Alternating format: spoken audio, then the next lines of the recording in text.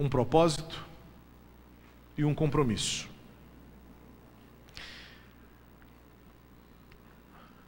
Deus conhece o meu coração melhor do que eu mesmo. E esta semana começou para mim diferente. Por certo, pela expectativa da chegada da quarta-feira, o nosso primeiro dia dos 40 dias de jejum e oração em favor da família, a expectativa de que tudo desse certo, de que os nossos sonhos fossem realizados, alcançados, de que o povo fosse abençoado na quarta-feira, a responsabilidade de ministrar a palavra nessa primeira noite das quartas-feiras de vida plena. Quarta-feira tem a nossa segunda noite, não se esqueça, quarta-feira, o nosso segundo momento de oração, nessa jornada, nessa campanha de oração em favor da nossa família, quarta-feira, dia 8. Mas a semana começou diferente também, porque passei momentos muito incomodado, como pastor, como líder de nossa igreja, pelo futuro próximo. E eu comecei a segunda-feira orando pelo nosso Brasil. Tinha em nosso coração também a expectativa do mês de setembro, chegando, campanha de missões nacionais. Por certo, os planos e projetos, o tempo todo vindo à mente, a cabeça às vezes não para de pensar, de bolar planos. Mas eu comecei essa semana muito incomodado com este momento que vivemos como Brasil, suplicando ao Senhor a sua graça e a sua misericórdia sobre nossa pátria, neste momento tão importante que vivemos de eleições. E como eu disse, Deus conhece o meu coração e sabe o que é verdade. E eu disse, estou disposto a fazer algo que nunca fiz. Compartilhei isso com a Giane. Falei, querida, eu cresci numa família de pastores, aprendi de meus pais, de meus avós, que carro de pastor não deve flamular bandeiras partidárias, não deve adesivar adesivos de candidatos, não deve fazer discursos em defesa de políticos A ou B. Mas essa semana começou para mim trazendo uma inquietação no coração. Na segunda-feira eu almocei com colegas pastores, como sempre fazemos na última segunda-feira de cada mês, eu reúno-me com alguns pastores para orar, para compartilhar, e evidentemente, como ninguém é de ferro, para comer, não é? Ainda não tínhamos começado o jejum, e eu já tenho planos para isso, mas na última segunda-feira eu reúno-me com cerca de 5, 6 pastores para compartilharmos nossas dificuldades, nossas necessidades, também contarmos piada, rirmos juntos, descomprimirmos as pressões do dia a dia. E foi assunto do nosso almoço, como se Deus estivesse movendo o nosso coração nesse sentido, de que precisamos também unir nossas igrejas a orar por este momento que vivemos como Brasil. Na terça-feira chegou a minha caixa postal de e-mails um link contendo o pronunciamento do pastor Pascoal Peragini, da Primeira Igreja Batista em Curitiba, pronunciamento este que ele deu no domingo à noite. Quem anda com Deus, quem busca Deus, quem caminha com Deus, erra. Mas tem algo em comum, percebe Deus agindo no meio do seu povo. E eu não acredito em coincidências, mas eu fiquei perplexo diante como o pastor Irlande me ensinou a descrever isso. Essas palavras são do pastor Irlande. Nas conjunções da providência divina. Ou seja, é uma maneira mais bíblica de falar de coincidências, né? Quando a providência de Deus faz com que todas as coisas congruam, convirjam para um mesmo propósito. Eu ouvi aquele pronunciamento em que o pastor Pascoal Peragini fala exatamente neste sentimento. Ele diz, palavras dele, em 31 anos de ministério pastoral, eu nunca me pronunciei, eu nunca me posicionei politicamente, mas senti necessidade de fazê-lo este ano. E ele então emite o seu pronunciamento. Postei no meu blog, se você quiser, depois acesse o meu blog para conhecer. O assunto então ferveu durante a semana. Não só pelo meu blog, porque isso está espalhado pela internet, porque evidentemente toda ação corresponde a uma reação. E o pastor Pascoal Peragini foi muito enfático em falar do partido que está no governo, foi muito enfático em fazer uma abordagem que foi rebatida pelos defensores, por outros partidários, e no dia seguinte eu acabei postando também a resposta de um defensor do Partido dos Trabalhadores, membro da Segunda Igreja Batista em Brasília, e coloquei num preâmbulo que fiz: a bem da verdade, a bem do espírito democrático, é bom que sempre se ouçam as duas partes. Ai daqueles que querem ser isolacionistas e não querem se dar ao debate de opiniões contrárias e ponderar os posicionamentos, a questão completa acerca de uma determinada ideologia, de uma determinada postura. Portanto, a semana passou e, de alguma maneira, o meu posicionamento também amadureceu. Não mudei de opinião, mas amadureceu o meu posicionamento para que a gente não corra o risco de cair em ciladas, em sermos levados também por mentiras, porque na guerra política existem muitas mentiras plantadas, muitos exageros semeados, e fala-se mal de A ou B, fala-se exageros e até mentiras acerca de candidato A, B ou C. E é bom que a gente leve algum tempo para pensar, para raciocinar, para refletir e amadurecer a opinião. Nós vamos voltar a este assunto porque o primeiro turno das eleições é no dia 3 de outubro. Até lá temos um mês inteiro pela frente, praticamente, porque hoje ainda é dia 5. E nós precisamos, como cristãos, exercermos bem a nossa cidadania. E hoje pela manhã, então, eu gostaria de compartilhar com você aquilo que eu encontrei na Palavra de Deus, e Deus falou ao meu coração para este tempo. Como eu disse, é um momento em que nós precisamos nos posicionar e literalmente assim, dar a cara à tapa, porque você não consegue agradar a todo mundo, e quando você assume um posicionamento, você evidentemente vai colher reações de todos os lados, seja de A ou de B. Independentemente do seu posicionamento, você vai sempre ter reações contrárias, opiniões divergentes, e pessoas que, pelo seu direito, que são direitos inalienáveis, o direito da expressão, o direito da opinião e principalmente o direito da consciência. O diferencial, amados, é que nós não temos este direito pleno se ele não for exercido debaixo do temor e amor do Senhor.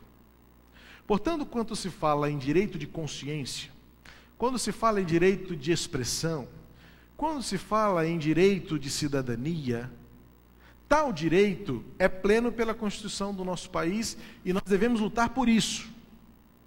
Devemos combater todo tipo de iniciativa que coloque em xeque, em risco, de expressão, o direito de consciência, o direito de posicionamento, o direito de fala e até o direito ideológico. Qualquer indício de que esse direito será cerceado, banido, a gente precisa se posicionar veementemente. Mas como cristãos, este direito, ele precisa estar necessariamente sujeito ao temor e ao amor do Senhor. Portanto, como eu disse, a semana passou e eu amadureci bastante em termos de consciência, de fala, e não tenho por hábito replicar e-mails intempestivamente. Recebi um e-mail de denúncia, que coloca lenha nesta fogueira do debate político, que denuncia fulano de tal, que fala que fulano é isso ou aquilo, que coloca em dúvida A ou B. É bom que se pesquise antes, porque há muita mentira, e você não deve acreditar em tudo que falam para você. Mas isso não muda muito da nossa opinião, não deve mudar a nossa opinião básica daquilo que são os nossos preceitos cristãos e, acima de tudo, bíblico. A Bíblia é um livro sobre cidadania, pois não tem como você dissociar a realidade do povo de Israel a um povo que estabeleceu bases para uma sociedade que vivemos hoje. Quem faz direito estuda parte dos seus estudos jurídicos e de legislação baseado no Pentateuco. Faz parte das disciplinas do direito estudar também o direito judaico. E de onde se extrai isso? Da Bíblia. A Bíblia é, por essência, um livro que fala de cidadania, que fala de ética, que fala de justiça, que fala de amor, mas que tem como uma mensagem soberana, ou seja, que amplia e abrange a todas as necessidades do homem, sobre a esperança do futuro, a eternidade, dos valores do reino de Deus. E eu queria deixar com você nesta manhã, para a sua reflexão, e para que a semana passe, com isso, de alguma maneira, pulsando no seu coração, uma semente de inquietação e de compromisso. Na verdade, eu quero com esse texto lançar no seu coração uma semente de compromisso com o Brasil. O Salmo 122. Quero que você abra a sua Bíblia no Salmo 122, para que leamos juntos do versículo 6 ao 9. E eu quero deixar com você um desafio. Um desafio para que essa semana, em que é chamada Semana da Pátria, seja uma semana em que nós, como cristãos, assumamos diante de Deus um compromisso com o Brasil.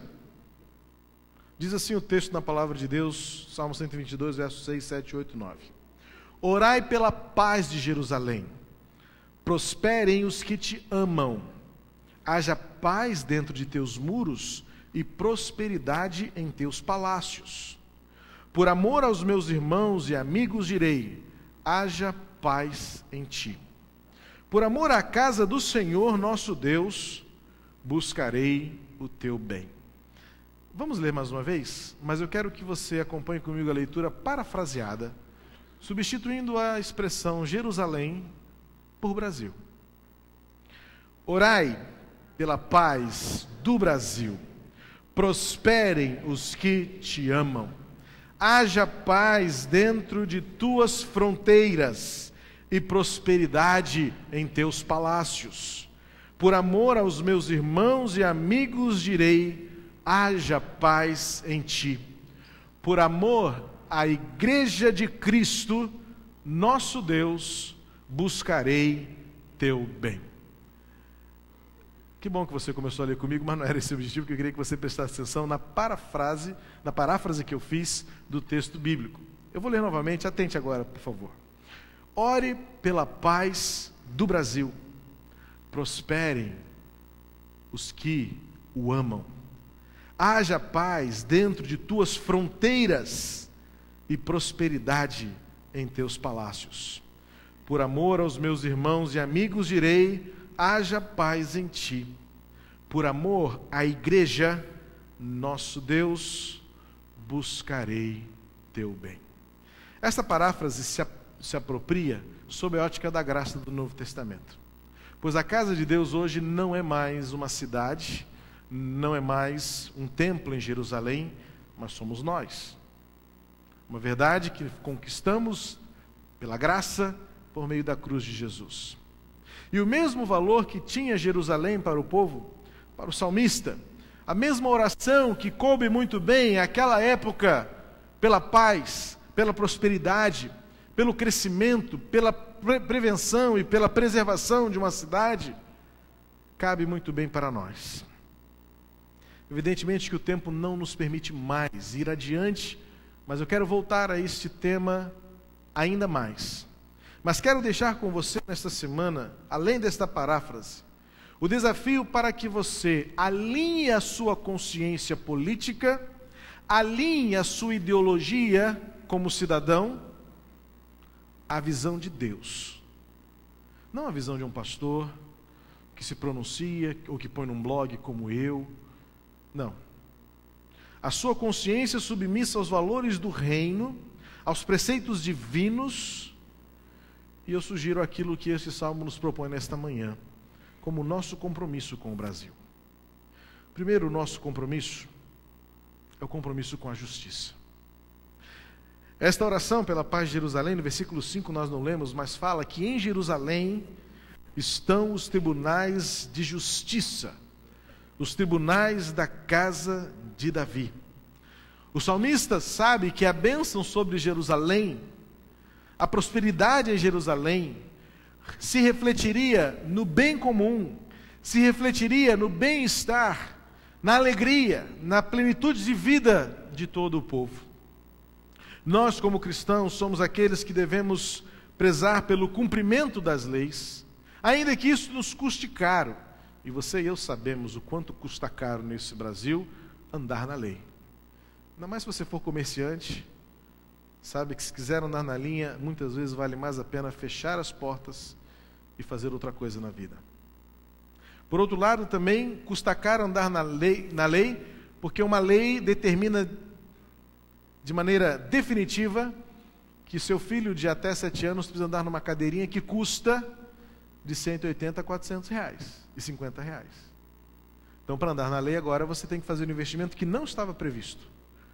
Já não bastassem o seu material de segundo semestre que você teve que gastar, sei lá quanto você precisou gastar, 600, 700 reais, no mínimo aí uns 200, ou pelo menos a caixa escolar da sua escola municipal onde seu filho estuda, agora você tem que investir uma certa quantia para que você ande na lei.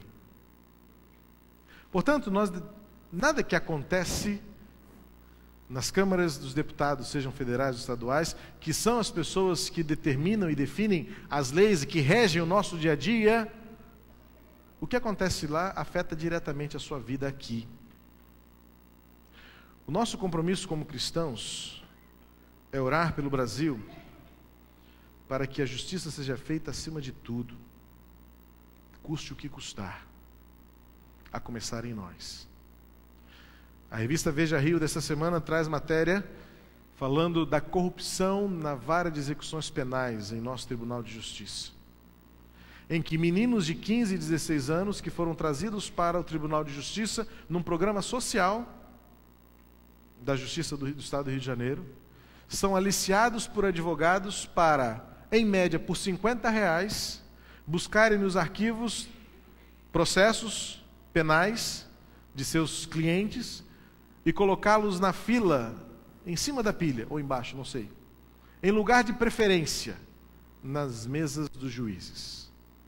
Há corrupção ativa e passiva. A injustiça se estabelece por homens corruptos e corruptíveis. E Deus tem colocado o seu povo nesses lugares. Juízes, desembargadores, técnicos judiciários, advogados. Deve ser a nossa bandeira o exercício pleno da justiça a todo preço e a qualquer preço. Pois a nossa oração pelo Brasil inclui o nosso compromisso com a justiça, com a correção e com a retidão. O salmista fala de orar pela paz, e o seu desejo de ter paz dentro das fronteiras dos muros de Jerusalém e dentro das nossas fronteiras visa o bem comum. Este deve ser o princípio dos nossos relacionamentos. Na contramão de uma sociedade pós-moderna em que o individualismo, o egoísmo, o bem próprio, o seu bem em primeiro lugar, não importa o que o outro pense, não importa o que o outro sinta, o que importa é o que eu quero, o que eu sinto, o que me faz bem. O importante em toda esta trajetória é nos posicionarmos contrário a esta ideia e prezarmos por aquilo que o salmista nos ensina.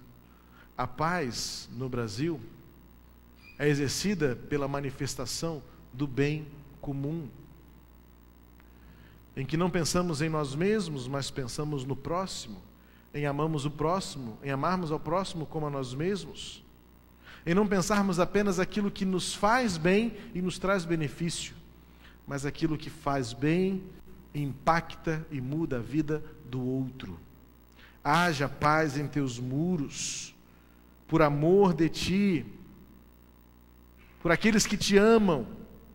Nós, como cristãos, devemos assumir o compromisso com o bem comum. O compromisso também com a cidadania. Ser crente não é isolar-se. Eu não sei você vai me achar meio esquisito, mas eu assisto o programa político. Mesmo. Porque eu quero rir um pouco, mas eu quero saber o que estão dizendo por aí. Eu quero perceber aqueles que arvoram a bandeira de serem cristãos, pastor disso, pastor daquilo, cantores evangélicos que vão dizer, votem no meu marido, homem de Deus.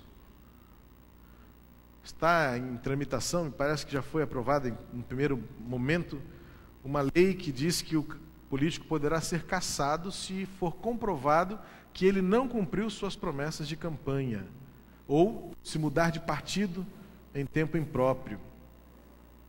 Você precisa saber o que as pessoas estão prometendo. Isso é cidadania.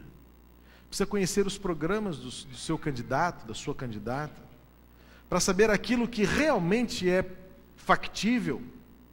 E também no seu programa, aquilo que pode colocar em xeque a sua consciência. Pois eu não consigo votar em candidato que apoie o aborto. Não consigo votar em candidato que coloque em risco o meu direito de pregar contra o homossexualismo. Amar o homossexual, mas pregar contra o homossexualismo. Não há ideologias partidárias perfeitas, porque eu posso muito bem votar num candidato cujo partido ao qual ele faz parte defende a bandeira da liberação da maconha ou do uso do fumo indiscriminado. Portanto, o direito do exercício da cidadania é um desafio para o cristão. Muitas vezes acabamos tendo que optar pelo mal menor. É um pressuposto, um postulado ético isso.